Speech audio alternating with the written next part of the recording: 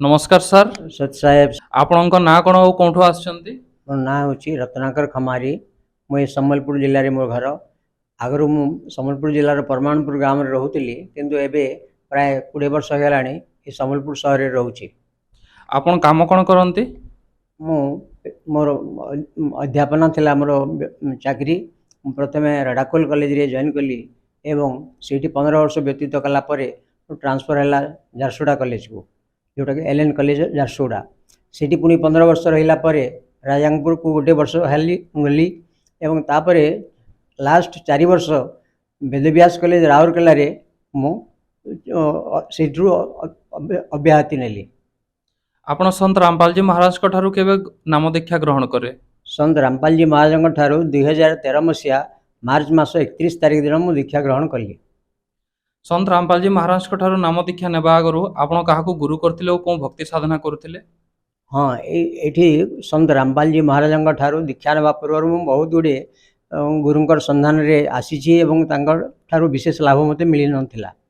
प्रथमे 1980 मसीह रे मु सत्यसाई बाबा ठारू दीक्षा ग्रहण कली एवं तांकर प्राय जो मेन शिक्षा थिला भजन कीर्तन।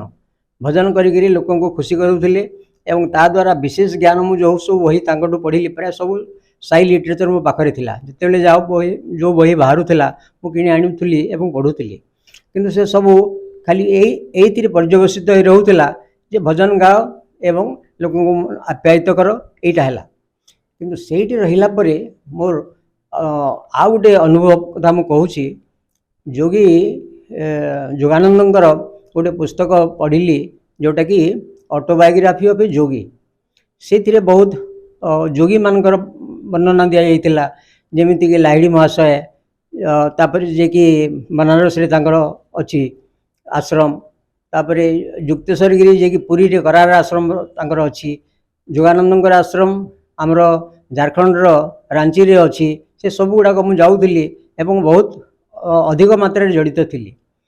एमती घटिला 20 वर्ष पर जो सत्य साई बाबा सानिध्य में ताकर जो भजन कीर्तन में अनुप्राणित हेली, किंतु मोर जो 20 वर्षर पुओ चलीगला सेटा मते बहुत दुख देला।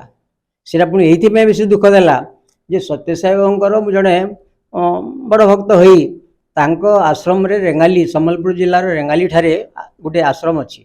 सीटी मो पुओ जाइथिला एवं रात्रि रे शोईथिला।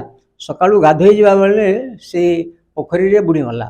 जोटा मु शुणी कि विश्वास करि पारलिनी जे सत्य साई बाबा ठारे मो 20 रु अधिक वर्ष दीक्षा नै गिरी गोटे तापर आम घरे मध्य हेउतिला। ए सब सत्वे मो प्रति प्रभुंकर एपरी अविचार केमिति हैला एटा मो हृदय रे बहुत गभीर आघात देला। सेठु आ मन हटिगला एवं से आड़ को मु आ ध्यान देली नहीं। आ किछि वर्ष एमिति आ सब शास्त्र गुड़ाक पढ़ापढ़ी सब प्राय छाड़देली। तो एमती किछि वर्ष गला परे 2013 मसीह जाकरी मु आमर प्रकृत गुरु संत रामपाल जी महाराज सानिध्य आसला परे मोर अभूतपूर्व अनुभूति गुड़ाक हो चली। आपण संत रामपालजी महाराज ठारू नाम दीक्षा नेबा परे आपनकर कोन कोन विशेष लाभ होईची? एटा हमर एठी गुटे जिंस देखिबा कथा। आगरु जहा कहउथिले आमे तांको एमाने सद्गुरु भगवान सत्य साई बाबा निजको भगवान मध्य बोलिक कहउथिले। काहेकि ना तांकर जो भजन रे थिला मानस भजरे गुरुचरणम दुस्तर भव सागर तरणम, ताले मते गुरु कले ए संसार तरी जीव बोलिक तांकर मुख्य थिला। एवं आमे एबे मु ए दुईटा भितर कंपेयर करि पारुछि संत रामपाल जी महाराजंकर ज्ञान एवं सत्य साई बाबांकर ज्ञान। से भजन गाउथिले सत्य नाम सत्य नाम जी बोलो, सत्य नाम द्वारा आपण केवल ए संसार तरी जीवे। किंतु से सदनाम कथा जो आम शुणुचु आमर परम पूज्य गुरुदेव संत रामपाल जी ठारू तार अर्थ भिन्न प्रकार अच्छी, तार तत्व अलग प्रकार अच्छी। यहीटा मन में गोटे आघात देला जे सत्य साई बाबा पाखरे एते भक्त आसुले देश विदेश आसुले, किंतु ये गूढ़ कथाटा को से कहीं जापारे ना। खाली सत्यनाम भजन गाईदे जड़े ए संसार तरीज यहाँ मु मिछ है बोली ए गुरुदेव ज्ञान रु जापारि।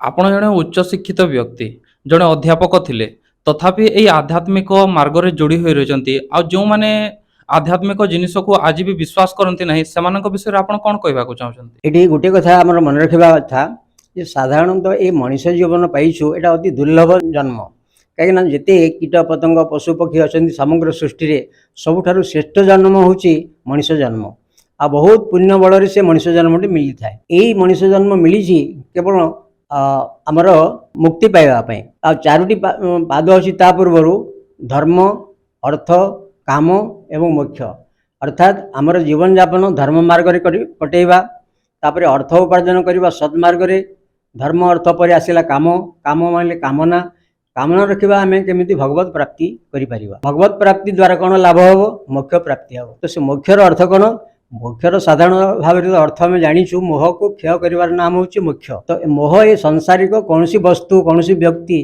कहारी प्रति आमर मोह जमी न रहू से कहुच्छे मोक्ष।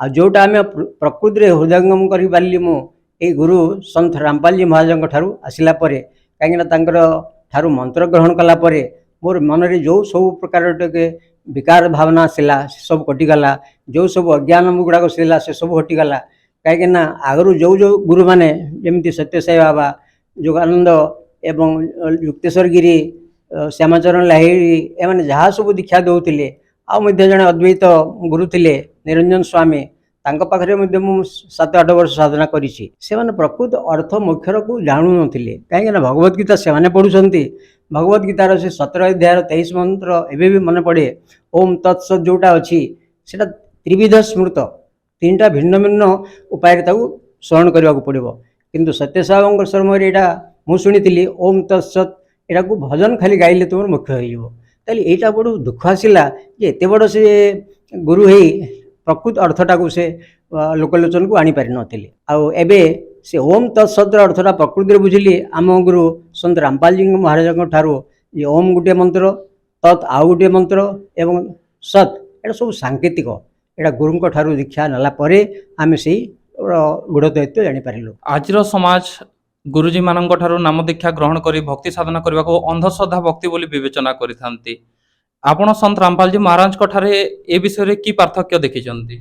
आगु जो सब साधना थिला से सब अंधविश्वास ये कहुच्छी सब गुड़ाक सत्शास्त्र प्रमाणित नाला कहीं सत्शास्त्र कहले आम साधारणतः वेद उपनिषद को धरी था कि वेद हूँ प्रकृति में सत्शास्त्र तो वेदटा संस्कृत भाषा लिखाई तेणु साधारण जो गुरु मैंने भी बाहरी से संस्कृत अनेक जानी ना तेणु से जहाँ भी बुझाऊे शिष्य मैंने ग्रहण करने को बाध्य थे तेणु से अंध भाव से ग्रहण करुवार अंधभक्ति बोली धरी नि जाए तेणु ये शिष्य मान बहुत क्षति होची जो उद्देश्य से भक्ति करुँच मोक्ष पाइबापी सेटा दूरे जाऊँगी से मु कहबी जे आपण मैंने यही सब जिनस को विचार करूँ जे सत्शास्त्र कौटा एवं अंधविश्वास कौटा यहाँ भितर पार्थक्य जानिले आपण जानीपर जे वर्तमान शिक्षा हूँ विज्ञान जुगरे संत रामपाल जी एकमात्र गुरु जे कि सबुतिर प्रमाण देखई देखी भक्त मान को बुझाऊँच जहाद्वारा आम मनुष्य जीवन धन्य हो पार कहीं सब शास्त्र सम्मत। आजिर भक्त समाज क्यों सब शास्त्र को आधार कर जानी पारिबो जे संत रामपाल जी महाराज को